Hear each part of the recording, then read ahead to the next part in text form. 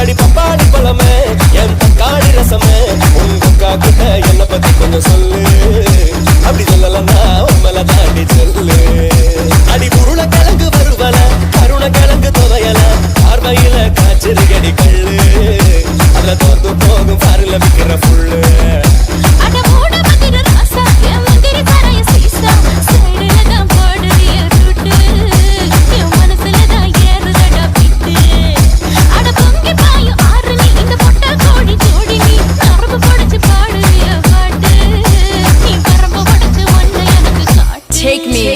பப்பாளி பழமே என் தக்காளி ரசமே உங்க அக்கா கிட்ட என்ன பத்தி கொஞ்சம் சொல்லு.